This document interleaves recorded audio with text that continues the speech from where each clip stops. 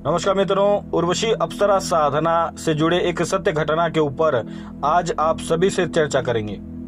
मित्रों, एक साधिका है जो कि उर्वशी अप्सरा की सिद्धि प्राप्त करना चाहती थी और यह जो साधिका है ये गुजरात क्षेत्र की ही रहने वाली हैं। इन्होंने आज से 6 महीने पहले मुझसे संपर्क किया था और इन्होंने अपने मन की इच्छा मेरे सामने रखी थी कि इन्हें उर्वशी अप्सरा की सिद्धि प्राप्त करनी थी। इसके पश्चात इन्होंने उसी दिन मुझसे उर्वशी अप्सरा की साधना पद्धति के विषय में संपूर्ण जानकारी प्राप्त की और इन्होंने कुछ दिनों के पश्चात मुझसे उर्वशी अप्सरा का जो तांत्रिक मंत्र है उसकी दीक्षा प्राप्त की और फिर इन्होंने उसी दिन से उर्वशी अप्सरा की साधना आरंभ की। सर्वप्रथम तो इन्होंने जहां पर मैं रहता हूं उसी स्थान पर इन्होंने मेरे सामने ही उर्वशी अप्सरा की एक दिन की साधना आरंभ की और उस एक दिन में इन्होंने करीबन 500 माला मंत्र जप किया और 500 माला मंत्र जप करने के दौरान इनके शरीर में बहुत ही तीव्र शक्तिपात हो रहा था। इनका शरीर एक प्रकार से कांप रहा था उस समय और ये उस समय के अनुभव मेरे आंखों के सामने ही इनके साथ हो रहे थे। इसके पश्चात इनके जीवन में यह जो घटना है ये पहली बार हुई थी, तो ये एक प्रकार से डर भी गई थी और इन्होंने मुझसे यह कहा कि इस प्रकार का शक्तिपात मेरे ऊपर पहली बार हुआ है और फिर इन्होंने मुझसे आज्ञा ली और इन्होंने कहा कि बाकी की साधना ये अपने घर पर करना चाहती हैं। और फिर मैंने इन्हें कहा कि आपको नित्य 51 माला रोज करना है और 40 दिनों तक करना है, क्योंकि मित्रों यह जो साधना है ये तांत्रिक मंत्र की थी और इस तांत्रिक मंत्र में इन्हें कई प्रकार की दिव्य सिद्धियां भी प्राप्त होती। इसलिए मैंने इन्हें 40 दिन की साधना प्रदान की और इन्होंने मेरे बताए नियम के अनुसार ही संपूर्ण साधना किया। मित्रों, इस 40 दिन की साधना में इनके साथ कई प्रकार के चमत्कारिक अनुभव रहे। जैसे जब इन्होंने पहले ही दिन मेरे सानिध्य में साधना की तो पहले ही दिन इनके ऊपर शक्तिपात हुआ और इसके पश्चात इन्होंने अगली साधना अपने घर से आरंभ की और ये बता रही थी कि जिस दिन इन्होंने अपने घर में प्रवेश किया था उसी दिन इन्हें ऐसा लग रहा था मानो इनके साथ कोई दैवीय शक्ति इनके घर में प्रवेश कर रही है। इसके पश्चात इन्होंने उस दिन जब अपने घर में साधना आरंभ किया तो साधना आरंभ करते समय ही इनके चारों तरफ फूलों की खुशबू या फिर यह कहे कि सुगंधित पुष्पों की खुशबू चारों तरफ छा गई और इनका पूरा कमरा, यानी कि जिस कमरे में ये साधना कर रही थी वह जो पूरा कमरा था वह सुगंधित हो गया था। इसके पश्चात इस चमत्कारिक अनुभव के बाद इन्होंने सोते समय उर्वशी अप्सरा को प्रणाम किया और ये उस दिन सो गई। स्वप्न में ही इन्हें उर्वशी अप्सरा के प्रत्यक्ष दर्शन हुए। इन्होंने उर्वशी अप्सरा से काफी चर्चाएं की। इन्होंने स्वर्ग के भी विषय में उर्वशी अप्सरा से यह पूछा कि स्वर्ग कैसा दिखता है। तब उर्वशी अप्सरा ने यह कहा कि स्वर्ग इस धरती लोक से लाखों गुना सुंदर है और वहां की नदियों में बहुत ही सूक्ष्म जल बहता है, जिस जल को पीकर कोई भी पवित्र आत्मा और भी अधिक पवित्र हो सकती है। तो मित्रों, इन्होंने उर्वशी अप्सरा से यह कहा कि मैं आपके साथ स्वर्ग की यात्रा करना चाहती हूँ। उर्वशी अप्सरा ने उस दिन तो फिर इन्हें कुछ भी कहा नहीं, लेकिन क्या होता है कि जब इन्होंने 13 से 14 दिन तक साधना समाप्त कर ली तो मित्रों 15वें दिन इन्हें उर्वशी अप्सरा का एक और स्वप्न आया और स्वप्न में उर्वशी अप्सरा इन्हें अपने साथ स्वर्ग लेकर गईं और वहां पर उर्वशी अप्सरा ने इन्हें संपूर्ण स्वर्ग दिखाया और ये बता रही थी कि ये अपने सूक्ष्म शरीर को स्वयं अपने शरीर से निकलता हुआ महसूस कर रही थी और यह जो स्वप्न था, इस स्वप्न में इन्होंने स्वर्ग के साक्षात दर्शन किए।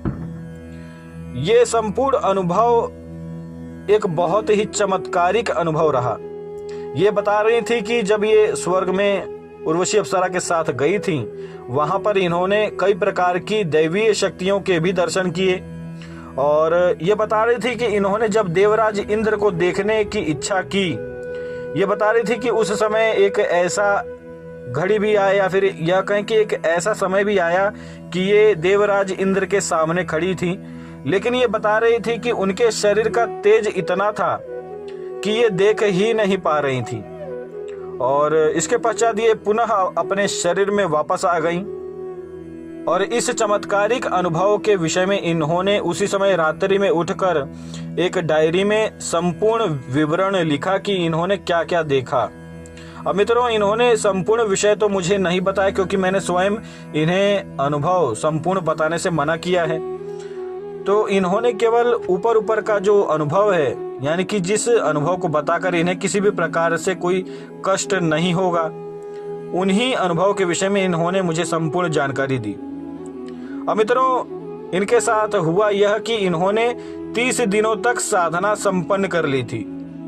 और 30वें दिन, यानी कि जब साधना काल का 30वां दिन चल रहा था, उसी दौरान इनकी दिव्य दृष्टि जागृत हो गई। और दिव्य दृष्टि जब इनकी जागृत हुई तो सर्वप्रथम जहां पर तीसरी आंख होती है, यानी कि जहां पर आज्ञा चक्र होता है, वहां पर बहुत ही तीव्र शक्तिपात हो रहा था और उस स्थान पर कंपन हो रहा था।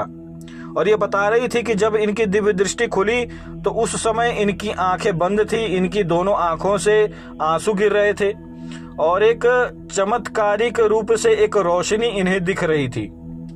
और इसके बाद इन्होंने बताया कि वह जो रोशनी थी वह धीरे धीरे और भी तेज होने लगी। और अचानक से ये अपनी आंखें बंद कर के रखी थीं, लेकिन अचानक से ये देखती हैं कि एक प्रकार से जैसे एक व्यक्ति आंख खोलकर देखता है, उसी प्रकार से इनके सामने जो भी दृश्य दिख रहा था, वह दृश्य इन्हें स्पष्ट नजर आ रहा था। यानी कि इनकी दिव्य दृष्टि जागृत हो चुकी थी। और दिव्य दृष्टि जागृत होने के पश्चात ही इन्होंने उर्वशी अप्सरा के मंत्र का जप किया और ये देखी कि आकाश मार्ग से एक चमत्कारिक रोशनी, एक तीव्र रोशनी आई और उस रोशनी के साथ ही एक देवी इनके पास आई जो कि उर्वशी अप्सरा ही थी। और अब ये उस दौरान अप्सरा को देखकर बहुत ही आश्चर्यचकित हो चुकी थी, क्योंकि ये बता रही थी कि उर्वशी अप्सरा बहुत ही सुंदर है और उनकी सुंदरता इतनी प्रचंड है कि जिसका बखान कोई व्यक्ति नहीं कर सकता। उनका सौंदर्य इतना तीव्र है, वह इतनी सुंदर है कि कोई व्यक्ति उनके सौंदर्य के विषय में अपने वाणी के द्वारा कुछ बता भी नहीं सकता। और कुछ इसी प्रकार का अनुभव इनके साथ रहा। इसके पश्चात मित्रों, इन्होंने उर्वशी अप्सरा से कई प्रकार के प्रश्नों का उत्तर भी लिया और फिर इन्होंने उसी दिन उर्वशी अप्सरा को अपनी सखी मानकर उनसे यह वचन लिया कि आप आजीवन मेरी सखी बनी रहेंगी। तब मित्रों, उस समय उर्वशी अप्सरा ने भी इन्हें वचन दिया। और यह साधना काल का वचन नहीं था, ये एक मित्र का अपने मित्र से वचन था।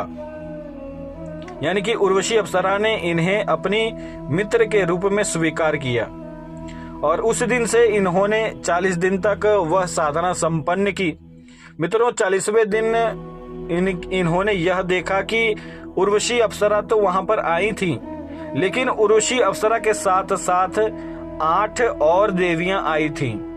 यानी कि 8 अप्सराएं भी उर्वशी अप्सरा के साथ इनके सामने प्रकट हुई थी। और इसके बाद इन्होंने मित्रों उर्वशी अप्सरा से जो 3 वचन लेने चाहिए साधना काल के, यानी कि जो साधनाओं के नियम होते हैं कि आपको 3 वचन लेना ही पड़ेगा शक्ति से, वह 3 वचन इन्होंने लिया। और साथ ही साथ 8 अप्सराओं का आशीर्वाद भी इस साधिका को प्राप्त हुआ। और यह जो साधिका है मित्रों, ये स्वयं पर ही निर्भर हैं, यानी कि इनका कोई पति नहीं है।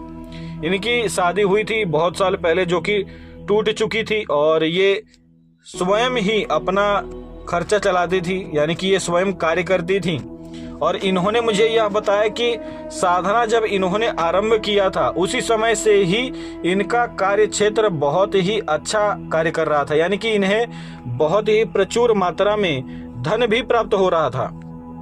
तो ये संपूर्ण चमत्कारिक अनुभव एक साधिका का रहा जिनका नाम मैं आप सभी को नहीं बता सकता, लेकिन इस साधिका ने अपना एक सिग्नेचर स्वयं साइन करके मुझे दिया है, जो कि आप सभी को वीडियो में मैं अवश्य ही दूंगा। तो आज के लिए इतना ही, और जय श्री महाकाल।